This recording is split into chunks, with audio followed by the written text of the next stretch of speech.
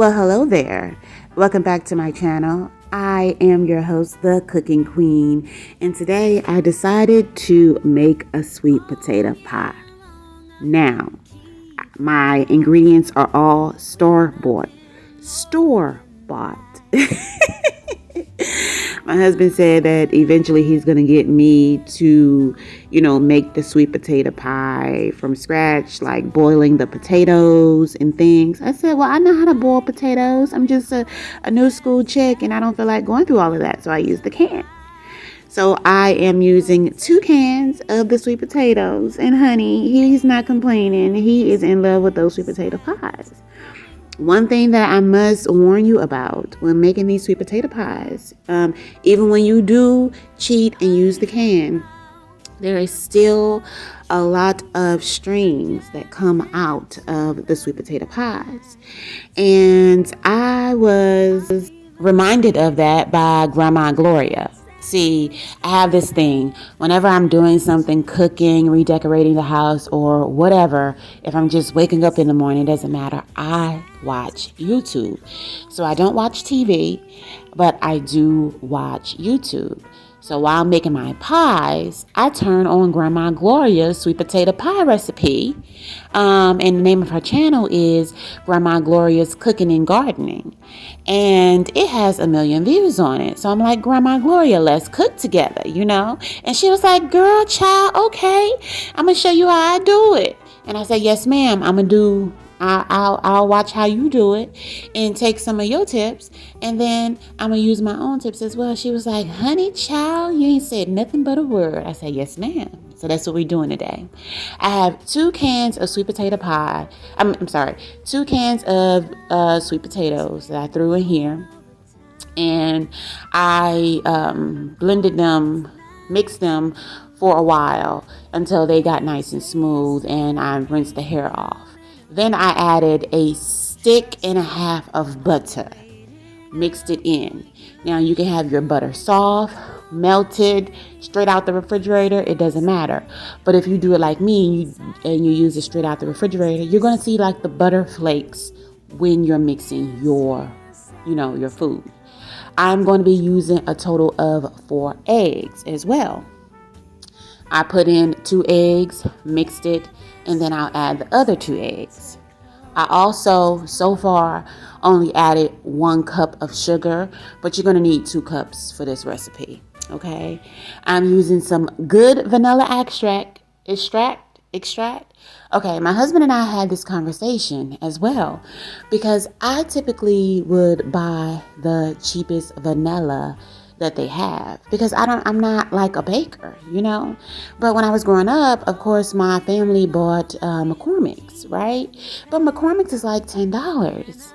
So I felt like a little guilty in my heart, because I said my mom, my grandma, my aunt will be ashamed of me using canned sweet potatoes as well as the cheapest vanilla. It's called I was about to say intimidation, but it is a fake vanilla, basically.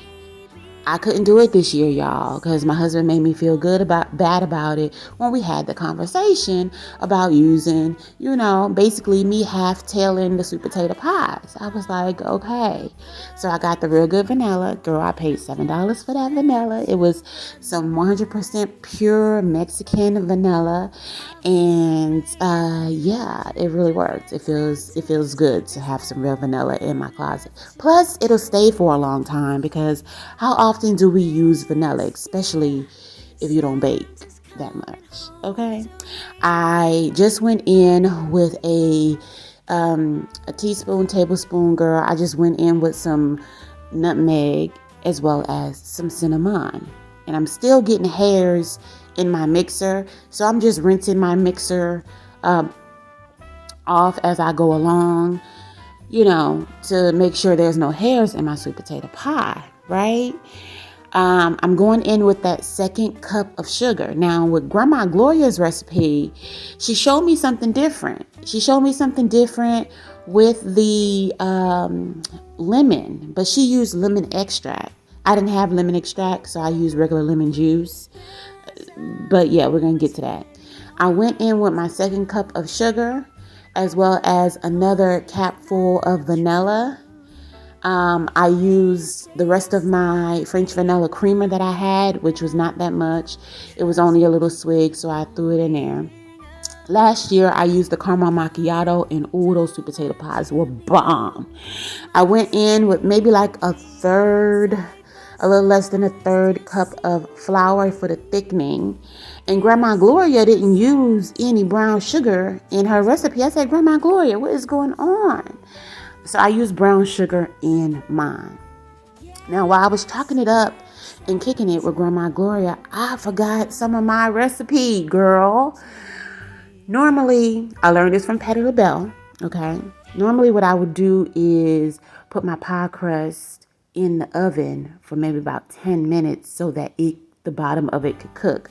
I cover around the edges with aluminum foil and let the inside of the pie crust cook for about 8 to 10 minutes so that it's done.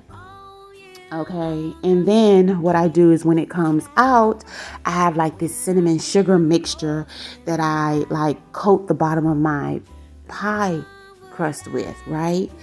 And then I lay in my sweet potatoes. And girl, when that pie comes out, it's like the bottom is crunchy, and you can look at the bottom of the pie and it'll be like this layer of brown sugar and cinnamon, and you can really see it. It really does make a difference. Well, child, messing with Grandma Gloria, I forgot because we were having a funky good old time. Is anybody like that? Do you entertain yourself with YouTube when you're doing anything? I don't care if I'm gardening, cooking, cleaning. I'm about to put on a gardening video. I like to set moods, and that's what I did. Okay. So anyway, I went ahead and evenly distributed the sweet potatoes evenly. And I made sure that there was no sweet potatoes on the edges of the pie. You really want to make sure that there's nothing on the edge of the pie because it'll turn really dark brown and it'll mess up the presentation of your sweet potato pie. Last but not least, we go ahead and drop the pies on the counter a little bit just to get them flattened out so they fill out. And then I like to go around with mine with a spoon and do like the little swirl thing. And this also gives me the opportunity to make sure that there is not too much sweet potato in the pie. You want to leave a little bit of room in the pie because of the egg and the flour and everything is going to rise. And you don't want it to spill over and cover the edge of your pie. You really want to be able to see the edge of your pie. So I had enough time to go ahead and clean up my mess from that. I set my oven on 350 and these pies were ready to put in and ready to go. I thoroughly enjoyed this. I told my husband that I want to make sweet potato pies more often throughout the year and not just during the holiday season because these pies came out bomb. I let them cook for about 55 minutes until I got a nice firm texture at the top and until the crust was golden brown how I like it. They have been cooling for about 15 to 20 minutes. That's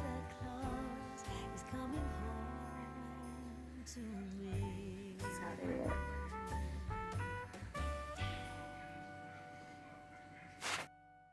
My impatient behind went ahead and cut the pie, and I know I'm supposed to let it sit and completely cool off, y'all. Anyway, the only difference is that if you let it cool off, you won't get any mush on your butter knife, and it'll be easier to cook. It'll be firm, okay? But anyway, the pie came out excellent. We damn near ate one of the whole pies in one day, just in between the both of us. But I definitely would suggest you letting it cool off. But if you can't wait, you just can't wait.